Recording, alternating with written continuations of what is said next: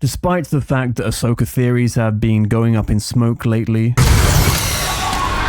a rather strange green smoke that is, and that we've now entered the rather unpredictable realm that is the world between worlds, it seems some things are about to unfold that have been foreshadowed not just throughout the series, but also throughout the animated series Rebels as well as the Clone Wars too. And we're going to get a payoff to a story that Dave Filoni has been planning to tell for a long time. So let's follow those clues and speculate what's to come. Spoilers ahead for everything that's happened so far. Now, one of the themes ever present throughout Ahsoka's story is her heightened sense of responsibility and accountability towards others. This first hit home upon leading a squadron of pilots to liberate the planet Ryloth from a separatist blockade and subsequently falling into a trap, resulting in the loss of many of the men under Ahsoka's command, leaving her dwelling in a sense of guilt. That same guilt is present when her lightsaber is stolen in Season 2, Episode 11 of the Clone Wars.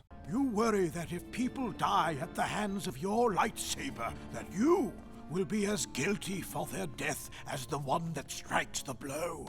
But most of all, her sense of guilt was with regard to her master, Anakin, to whom she felt a heightened sense of responsibility. We'll face it together, Master. Not this time, Snips. I have a far more important mission for you. More important than keeping you alive? Ahsoka made the decision to leave the Jedi Order following their lack of trust for her. But this was a decision that also meant leaving Anakin behind. And upon finding out that he became Darth Vader, the guilt weighed heavily on Ahsoka. This made Ahsoka determined to save him, but ultimately she failed. Now, this overbearing sense of guilt and desire to save everyone could become her own prison that renders her susceptible to the dark side, in a way that's akin to the overly mothering archetype, which is attributed the characteristics of being excessively protective and acting out of fear to ensure the safety of those under their care. Similar to how Anakin was driven to the dark side out of a desire to protect Padme and be certain of her safety, so fell prey to the seductive whispers of the dark side that offer the false promise that through power,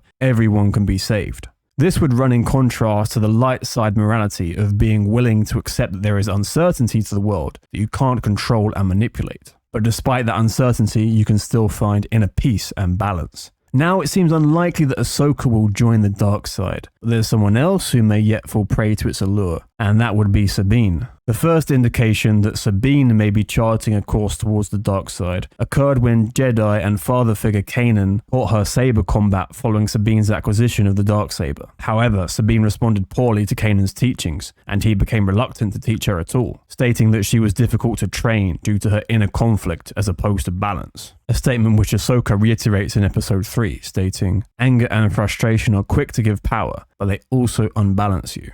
Sabine rebels against the teachings of Kanan. That's not gonna work. Working so far. And it's only through fighting with a heightened sense of emotion and aggression instead of inner peace that she begins to overwhelm Kanan with reckless blows in an aggressive style as opposed to a defensive one. A Jedi uses the Force for knowledge and defense, never for attack. Sabine's also lost a lot of people. She sees Kanan die in an explosion, and her best friend Ezra then sacrifices himself a few days later. Not only that, but her home planet has been reduced to ashes during the Purge of Mandalore by the Galactic Republic. Now she thinks she's seen Ahsoka die too, and has to contend with the possibility that Hera may have also just died as well. This leaves Sabine only with Ezra, who she's desperately clinging onto. And her refusal to destroy the map in Episode 4 signifies her succumbing to her attachments to Ezra, which could come with the consequences of dooming the many. And this theme of looking at attachments in the form of choosing between the one and the many is a theme Star Wars is fond of. Don't lose 1,000 lives just to save one. Generally, we don't get a clear distinction between compassion and attachment in Star Wars. I get so confused sometimes.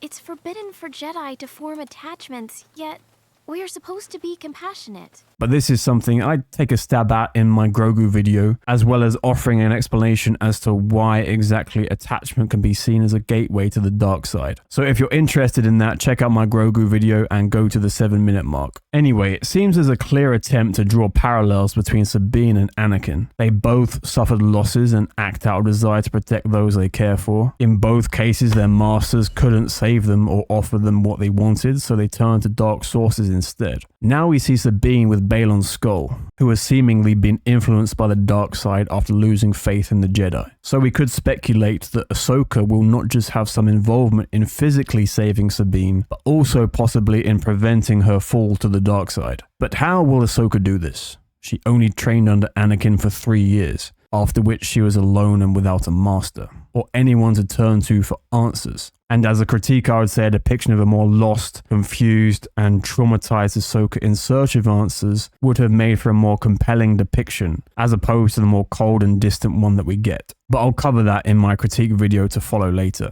Anyway, now Ahsoka is in this world between worlds, which is likely to be a place of both healing and transformation for her. And she may emerge with significant changes to her character. Certainly, I think changes to her character is something a lot of us are hoping for. This healing can occur from feeling a sense of release from her prison of guilt towards Anakin. Perhaps being shown visions that there's nothing she could have done to prevent him turning into Darth Vader. But although she could not save Anakin, she may yet be able to save Sabine. And this is where Anakin can finally finish his training of Ahsoka. So now that Anakin has ventured deep into the ways of the dark side and is well acquainted with its workings, he can provide Ahsoka with a cure of how she can prevent future Dark Lords arising. So you get this story that Anakin succumbing to the ultimate evil means that Ahsoka can ascend to the highest of highs and be the figure of light, and even potentially succeed where others have failed. Obi-Wan, of course, couldn't stop Anakin falling to the dark side. Yoda couldn't stop his Padawan Dooku falling to the dark side either. So this is a story that Star Wars has left open to tell for a long time. But now Anakin has found the antidote that can purge the dark side from others. And in doing so, he can continue to restore his legacy like he did at the end of the prequel trilogy. And that's a legacy Ahsoka can proudly carry with her, thus also further cementing the original prophecy about Anakin all along. You were the chosen one!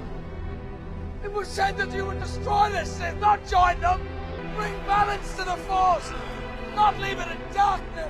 And I'd certainly say that the act of purification is quite symbolic of bringing balance, like Obi-Wan mentioned. So there's a chance that what we're about to witness unfold is a story that Filoni has been planning on telling for quite some time.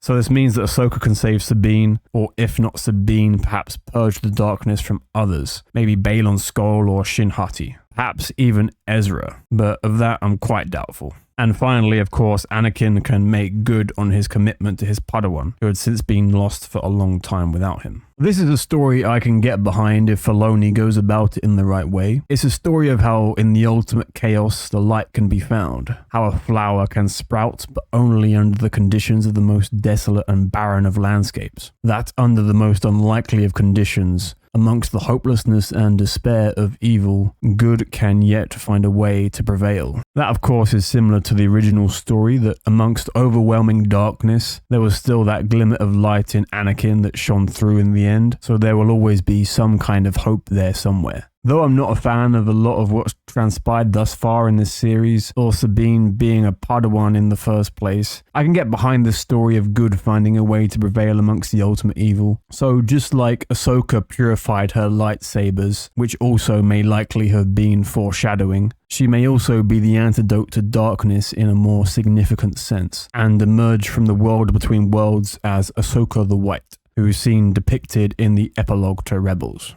Now, there is the question of how exactly Ahsoka will go about purifying the darkness. What is this potential cure that she may obtain? What's this grain of wisdom Anakin will give to her? That's something I'd be interested to hear, because in my opinion, this wisdom that you'd expect to hear from the Jedi is something that's largely been absent from Star Wars of late. But maybe we'll find it here. And this is where the writing skills of Filoni will be tested, if he indeed goes about this route. But hopefully, given as this is the crux of the story, maybe he has something worthwhile to offer us here. So I'd hope that we get a little more than Ahsoka merely just seeing some visions that magically transform her and give her new qualities. But instead we get some kind of practical wisdom. Some lesson that the Jedi or the Force in general has to offer us. As far as the nitty-gritty details are concerned, that's anyone's guess really. We're in the world between worlds now. There's time travel at play. We're about to go into a whole other galaxy. As for the mere existence of the world between worlds, I'm not much of a fan. It's this all too convenient place where Ahsoka can magically go to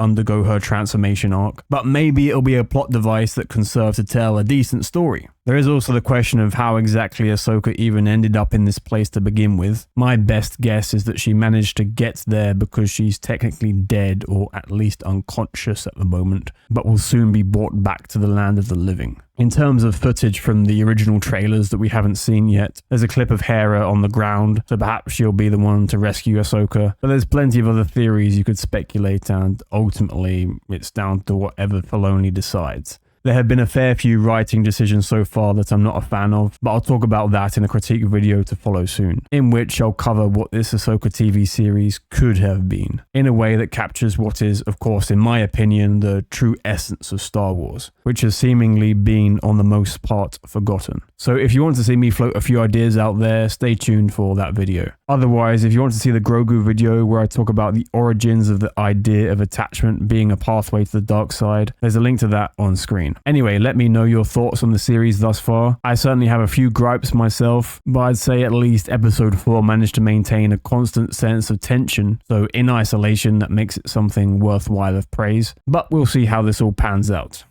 Thank you for watching this video.